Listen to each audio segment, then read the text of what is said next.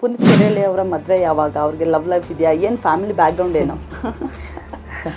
ವೈಯಕ್ತಿಕ ನೋಡಿ 2018 ಅಂದ್ಕೊಳ್ತೇನೆ ನಾನು. 2018ರ ಎಂಡ್ ನಾನು ನನ್ನ ಮನೆಯಲ್ಲಿ ಒಪ್ಪಿಸಿದ್ದು. ಅಂದರೆ ನಾನು ಮದುವೆ ಮಾಡ್ಕೊಳ್ಳೋದಿಲ್ಲ, ರಾಷ್ಟ್ರ ಜೀವನಕ್ಕೆ ನನ್ನನ್ನು ನಾನು ತೊಡಗಿಸ್ಕೋಬೇಕು. ಅಂದರೆ ಇಲ್ಲೇನಾಗುತ್ತೆ, ಈಗ ಅಟ್ಯಾಕ್ಸ್ ಆಗುತ್ತೆ, ಇಲ್ಲಿ ನನ್ನ ವಿರೋಧ ಹೆಚ್ಚಾಗುತ್ತೆ. ನನಗೆ ನನ್ನ ಪರ 90% ಇಲ್ಲ, ನನ್ನ ವಿರೋಧ 90% ಇದೆ. ನಾನು ಅಂಥದ್ದೇ ಹೋರಾಟದಲ್ಲಿರೋದು. ನನಗೆ ಪರ ನಿಲ್ಲೋರಿಗಿಂತ ವಿರೋಧ ನಿಲ್ಲೋರ ಸಂಖ್ಯೆ ಹೆಚ್ಚಿದೆ. ಅಂದರೆ ಈ ಹೋರಾಟವೇ ಆಗಿದೆ ಆಯಿತಾ. ಯಾಕೆಂದರೆ ಹಿಂದೂಗಳೇ ಅರ್ಧಕ್ಕರ್ಧ ಡಿವೈಡ್ ಆಗ್ತಾರೆ, ಅವ್ರಿಗೆ ಗೊತ್ತಾಗೋದಿಲ್ಲ. ಹಾಗಾಗಿ ತುಂಬ ಕಷ್ಟ ಇದೆ ಫ್ಯಾಮಿಲಿ ಇಟ್ಕೊಂಡು ಈ ಹೋರಾಟ ಮಾಡೋದು. ಯಾರೋ ನನ್ನನ್ನು ಎದುರಿಸೋದ್ರ ಬದಲು ನನ್ನ ಮಕ್ಕಳನ್ನ ಎದುರಿಸ್ಬೋದು.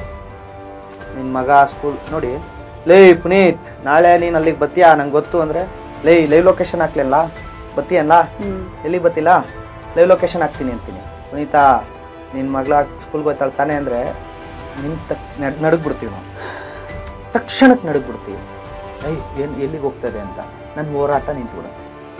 ನಿನ್ನ ಹೆಂಡ್ತಿ ತವ್ರ ಮನೆಗೆ ಹೋಗ್ತಾಳೆ ತಾನೆ, ಇದೇ ಬಸ್ಸಲ್ಲಿ ತಾನೇ ಹೋಗೋದು, ನಿಂತು ಸರಿ ನಾನು ಧೈರ್ಯನೇ ತಗೊಂಡೆ ಅಂದ್ಕೊಳ್ಳೋಣ.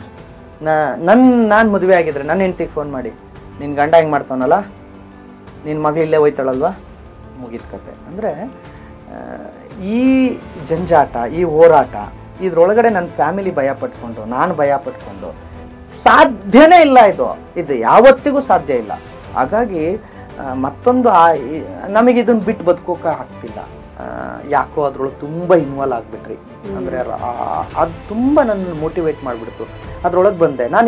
ಇದ ಅದ ಅಂತ ಆಯ್ಕೆ ಮಾಡಿದಾಗ ಸಂಸಾರ ಜೀವನನ, ಹೆಂಡತಿ ಮಕ್ಕಳು ಸುಂದರ ಜೀವನನ, ಇದೇ ಹೊಡೆದಾಟ ಜಂಜಾಟನ ಅಂತ ಆಯ್ಕೆ ಮಾಡ್ಕೊಂಡಾಗ ನನಗೆ ಇದ್ರ ಮೇಲಿರೋ ಪ್ರೀತಿ ಅದಕ್ಕಿಂತ ಹೆಚ್ಚಿದ್ದರಿಂದ ನಾನು ಅದನ್ನು ಬಿಟ್ಟೆ, ತ್ಯಾಗ ಮಾಡಿದೆ. ನಾನು ತ್ಯಾಗ ಮಾಡಿದೆ, ನನ್ನ ಗಟ್ಟಿ ಮನಸ್ಸು. ಬಟ್ ನಮ್ಮ ಅಪ್ಪ ಅಮ್ಮ ಮದುವೆ ಆಗಬೇಕು, ಮಗು ಬರಬೇಕು, ನಮ್ಮ ಆಟ ಆಡಬೇಕು. ನಾನು ಅದಕ್ಕೆ ಹೇಳಿದೆ ನೋಡಿ,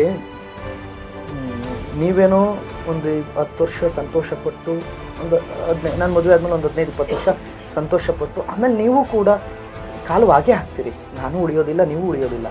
ಆದರೆ ಆ ಗಳಿಗೆಯಿಂದ ನಾನು ನನ್ನ ಕನಸನ್ನು ಹಾಳು ಮಾಡಿಕೊಂಡು, ನಾನು ನಿಮ್ಮ ಸಂತೋಷಕ್ಕೋಸ್ಕರ ನಾನೀಗ ನನ್ನ ಸಂತೋಷ ಬಿಟ್ಟು ಮದುವೆ ಆದರೆ ಜೀವನ ಪರ್ಯಂತ ನಾನು ಕಷ್ಟಪಡ್ತೇನೆ. ನನಗೆ ಅಲ್ಲೂ ನಾನೇನೋ ಮಾಡಬೇಕಿತ್ತು ಅಕ್ಕ, ಯಾವುದಾದ್ರೂ ಒಂದು ಆಸೆ ಇಟ್ಕೊಂಡಿರ್ತೀವಲ್ಲ, ಯಾವುದಾದ್ರೂ ಒಂದು ನಾನು ಮಾಡಬೇಕು ಅಂದ್ಕೊಂಡು ಅದನ್ನು ಮಾಡಲಿಲ್ಲ ಅಂದರೆ ನಾನು ಲೈಫ್ ಟೈಮ್ ಕೊರಗ್ತಿರ್ತೀನಿ. ಅದಕ್ಕಿಂತ ದೊಡ್ಡ ಕಾಯಿಲೆ ಇನ್ನೊಂದಿಲ್ಲ. ನಾನು ಏನಾದರೂ ಮಾಡಬೇಕು ಅಂದ್ಕೊಂಡು ಅದನ್ನು ಮಾಡೋದು ಬಿಟ್ಟು ನಾನು ಇನ್ನೊಂದು ಕಡೆಗೆ ಬಂದುಬಿಟ್ರೆ ಅದು ಭಾಳ ದೊಡ್ಡ ಕಾಯಿಲೆ.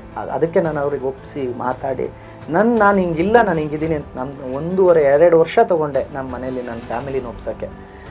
ಕೊನೆಗೆ ಹೋಗ್ತಾ ಅವ್ರು ಹೆಂಗೆ ಒಪ್ಕೊಂಡ್ರು ಅಂತ ಅಂದರೆ, ನಾನು ಹೇಳಿದಕ್ಕೆ ಒಪ್ಕೊಳ್ಳಿಲ್ಲ, ಇವನಿಗೆ ಹೆಣ್ಣು ಸಿಗಲ್ಲ,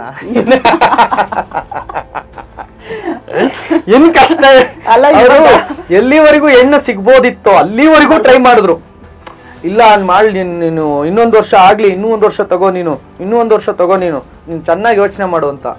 ಬರ್ತಾ ಬರ್ತಾ ಬರ್ತಾ ಏನ್ ಕೇಳಿ ಅಕಸ್ಮಾತ್ ಅವ್ನು ಆಯ್ತು ಅಂತ ಬಿಟ್ರೆ ನಾನು ಎಣ್ಣೆಲ್ಲಿ ಹುಡುಕ್ಲಿ?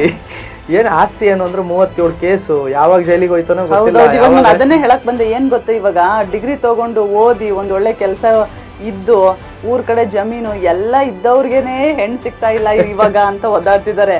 ನಿಮ್ದು ಹೋರಾಟ, ಕೇಸುಗಳು, ಈ ಗಲಾಟೆ ನಮ್ ತಂದೆ ತಾಯಿ ಕನ್ವಿನ್ಸ್ ಮಾಡೋದು ಆಮೇಲೆ ಸುಲಭ ಆಗೋಯ್ತು. ಅವ್ರ ಆ ಮಾತನ್ನೇ ಎತ್ತದ್ ಬಿಟ್ಬಿಟ್ರು, ಮುಗೀತ್ ಕತೆ.